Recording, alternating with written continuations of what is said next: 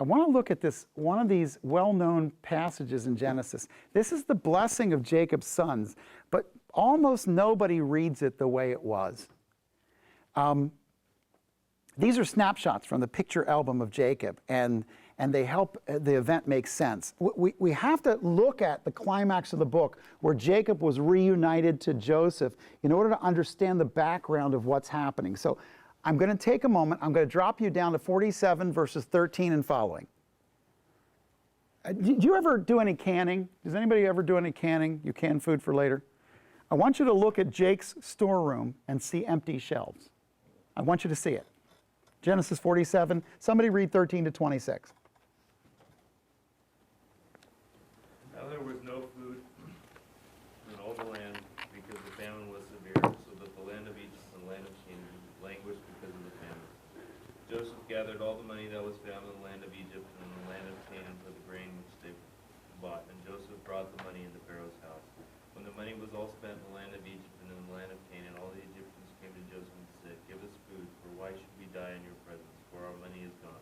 Then Joseph said, "Give up your livestock, and I will give you food for your livestock, since your money is gone." So they brought their livestock to Joseph, and Joseph gave them food in exchange for the horses and the flocks and the herds and the donkeys, and he fed them with food in exchange for all the livestock that year. When that year was ended, they came to him the next year and said to him, "We will not hide from the Lord that our money is all spent, and the cattle are my Lord's. There is nothing left for my Lord except our bodies and our land. Why should we die before your eyes, both we and our land? Buy us our land for food, and we and all our land will be slaves to Pharaoh. So give us seed that we may live and not die, so the land may not be desolate." So Joseph bought all the land of Egypt from Pharaoh, for every Egyptian sold his field, because the famine was severe upon them. Thus the land became Pharaoh's. As for the people, he removed them to the cities from one end of Egypt border to the other. Only the land of the priests he did not buy, for the priests had an allotment from Pharaoh, and they lived off the allotment which Pharaoh gave them. Therefore they did not sell their land. Then Joseph said to the people, "Behold, I have today bought you and your land for Pharaoh. Now here is seed for you, and you may sow the land. At the harvest you shall give a fifth to Pharaoh, and 4/5 shall be your own for seed of the field, and for your food, and for those of your households, and for your little ones." So they said, "You have saved our lives. Let us find favor in the sight of my Lord, and we will be Pharaoh's slaves." Joseph made a statute concerning the land of Egypt valid to this day, that Pharaoh should have the fifth. Only the land of the priests did not become Pharaoh's. Okay, what you see is a snapshot, and next to 13 to 26, I put empty storeroom. What you're seeing is as this thing dragged on, in verse 13, there was no food in all the land. And in verse 14, Joseph gathered all the money that was found in the land. So he's trying desperately to get grain so that he can keep something for his flocks to eat and keep his children fed. But there's nothing there. So eventually, as it gets later in the famine, it becomes impossible to manage. Now, why is that story important? Because I want you to understand something. Joe set up a buyback system that was based on people working and people producing. The slavery was not like the American system in the Old South. That's not what's going on here. When people say, well, the Bible was pro-slavery, you have to understand, they weren't being lassoed, thrown in nets, put on ships, and brought over. They were selling themselves into work so that they could pay for the things that they were using. Okay? It was an economic system. We call it slavery, but indentured servitude was a way of creating jobs when there wasn't anything. This was a necessary program that kept people eating when there was nothing else to do. In a very real way, go back to the WPA and the days coming into the first half of the 20th century when we created road crews that built half of the roads you're driving on out there. The reason that the government took over all of that was there was no way after the Depression to get people working again. So they dumped it back into the government to restart the economy. That's what this is. But you know where it's going. It's going to lead Joseph's children into slavery. And it's going to become a bad slavery after it's a good one.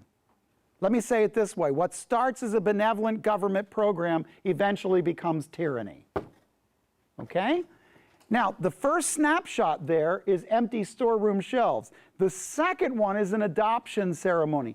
You got to link 3 of these together. The second one's adoption ceremony, that's 47:27, all the way down to 48:22. 47:27 to 48:22. This is going to be an adoption ceremony. It's important. It's not marginal. Later on, Israel will come back and refer to these records. It will be an important part of the story. And then the last part of it will be a blessing that is passed at the very end of the story. Okay? So we have empty storerooms, followed by an adoption process, followed by a time of blessing being passed. Now, let's zero in on the adoption ceremony because it's not unimportant. It's essential. When you zoom in to the place of Jacob's blessing in Genesis 49, you're going to have to understand that there were some family changes that needed to be stipulated prior to his death, or he couldn't have on his deathbed given them blessing. Now, what's he going to do? He's going to adopt Ephraim and Manasseh from Joseph while allowing Joseph and his other sons to remain in his name. A double portion moving from Reuben to Joseph by adopting Joseph's 2 children. That's what he's doing. I want you to remember that God offered Reuben the opportunity to get a special portion of blessing, but he traded it away with bad behavior. What was his bad behavior? He slept with a concubine. He grabbed something that wasn't his yet and then lost it. By the way, that is a theme you're going to see in the Bible over and over. Take what you think is going to belong to you before it does, and God will take it away. Don't presume on what he hasn't yet given you. Be very, very, very careful. I am not saying he guarantees to take it away, but I'm saying you're playing with fire. May I make one simple application? Leave things for marriage in marriage. You are harming the stability of your marriage by acting married before you are. Can I just leave it there? Jacob clearly turned the dependence of his future to his son, Joe, but he didn't turn it over to Reuben. And you saw in 47, it came to be in Joe's hands. And Jacob offered from his deathbed an adoption. Now look at 48:1. It came about after these things that Joseph was told, behold, your father is sick. So he took his 2 sons, Manasseh and Ephraim, and when it was told to Jacob, behold, your son Joseph has come to you, Israel has collected his strength and sat up in bed. Now, Jacob offers from his deathbed an adoption, and he allows the sons of Joseph to become equal inheritors with the other brothers. And he married them to a history of what God has done in the past to their family by talking about it in the adoption ceremony. Look what happens in verse 3. Jacob said to Joseph, God Almighty appeared to me at Luz in the land of Canaan and blessed me. And he said to me, behold, I will make you fruitful and numerous, and I will make you a company of peoples, and will give this land to your descendants after you for an everlasting possession. Now your 2 sons, who were born to you in the land of Egypt before I came to you in Egypt, are mine. Ephraim and Manasseh shall be mine, as Reuben and Simeon are. In other words, they become now not just my grandsons, they become my sons. And that's the official adoption. Now, do you remember? Go to 48:17. What does Jacob do when he blesses them that is unique, unusual?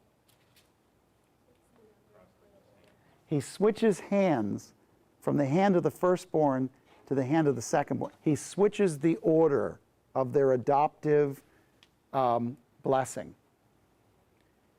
Jacob's life that started with him being coached into manipulating a birthright switches hands as his last final act.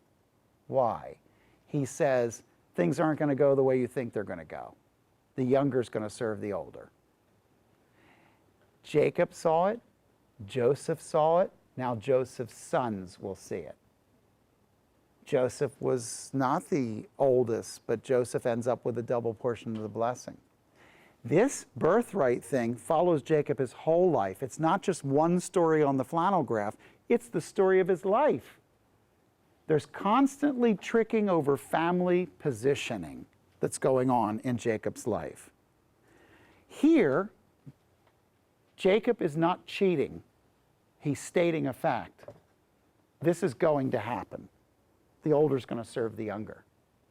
And so he does this. Jacob rehearsed before Joseph and his sons. And what's interesting is there's an incredible moment of blessing in his life. I want you to see. He didn't rehearse all the hardship and complaints. He offered them a story of God's rich blessings. I want you to see how Jacob goes out. What does he sound like? It's not the word of aches and pains. It's not, let me tell you about all the things that are wrong with me. This is not two people in a nursing home talking, bodily functions. This is, listen to this, verse 11, 48:11. Israel said to Joseph, I never expected to see your face, and behold, God has let me see your children as well. You know what that is? If you don't remember it, mark it down. God gave me more than I ever knew I'd get. That's a rich man.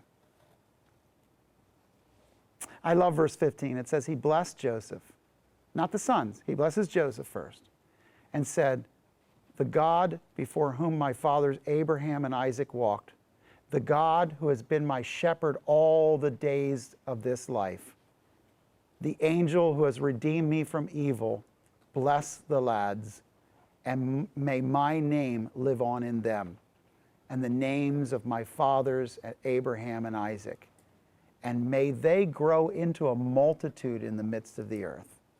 I love this. There's a book called A Father's Blessing. Scott Kircher wrote it, and it says, a lady moved into a small town back in the early 1900s. She went to a local store, but thought the service was awful. She knew a neighbor of the shop owner and complained to her, hoping that she would inform the owner of the bad service. Well, the next time she went into the store, the owner was there with a smile on his face and wanted to know how he could help the lady. He went out of his way to assist her with whatever she needed. Later, when she talked to the lady who had complained to her, she asked her if she had told the owner of her complaints. The lady said, I hope you don't mind, but instead, I told him how great you thought the service of his store was and how much you deeply appreciated it.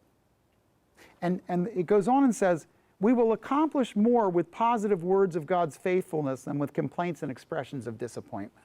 I thought that was a good line. I think that people can remember the bad and forget the good. I think that if today were your last day, you had some really good days. I think if today were the last day, God's been really good to you. And I got to tell you something, you're just getting started. I'm serious. If I had to sketch out a life that was full and rich, I couldn't write more things on it than mine has. I couldn't. I get to choose what country I want to vacation in. Who gets to do that and doesn't really make that much money? I get to do a lot of stuff. And God gives me great privileges in my life. And here's what I can tell you. You can be broke and rich. By the way, being broke and rich is better than being rich and broke. Now, you're going to have to work on that one for a few minutes. But, okay. I want you to go down to verse 17 for a minute. Because Jacob also learned to follow God's prompting in his life. Don't miss this because it's nuanced. You'll miss it. But he knew that God could lead even a stubborn old heart like his. He moved his hands and he blessed the boys in a different order than their birth, completing a cycle that went on through his entire life. It says, when Joseph saw that his father laid his right hand on Ephraim's head, it displeased him. He grasped his father's hand to remove it from Ephraim's head to Manasseh's head. Joseph said to his father, not so, my father, for this one is firstborn. Place your right hand on his head. But his father refused and said, I know, my son, I know. He also will become a people, and he also will be great. However, his younger brother shall be greater than he, and his descendants shall become a multitude of nations. Stop right there. One of the things Jacob leaves in Joseph's ears, in Manasseh's ears, and Ephraim's ears is birth order isn't everything. Physical condition isn't everything. There's going to be things happen in life, but they're going to belie the truth. One of the great examples of this is when a person walks in and they look like they're a disheveled mess and they turn out to be brilliant. I'm telling you, if you met Albert Einstein, you'd have thought he was a goofball. The man couldn't comb his hair. But he wasn't. He was brilliant. The problem is, We judge books by covers.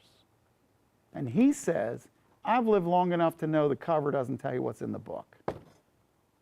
Boy, that's a great life lesson. Every person you're going to meet today, the ones that look like they got it together and the ones that don't, are not just what they appear to be. Look at the end of this. Verse 21, Israel said to Joseph, I'm about to die, but God will be with you, bring you back to the land of your fathers. I give you one portion more than your brothers, which I took from the hand of the Amorite with my sword and my bow. It's interesting, when you look at the end of 48, it's kind of a strange thing, but I hope that you'll come away with this feeling a little bit good about this. You know, there's probably here, I would mark next to the sword and bow passage, I'd mark next to a reference from 34:25 to 29. 34:25 to 29. Somebody go back to 34:25 and read it out loud, nice and loud.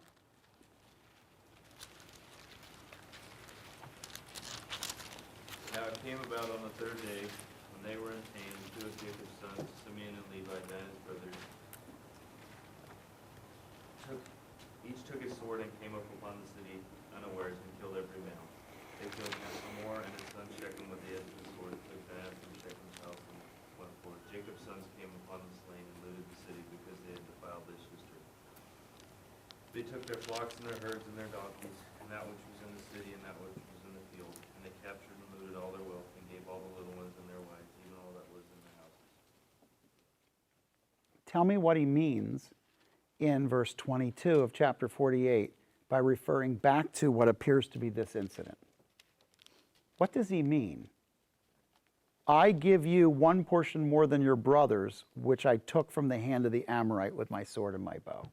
Yeah, it's interesting because when you're reading back in 34, you don't realize that that's going to be one of the last stories that ever comes out of Jacob's mouth.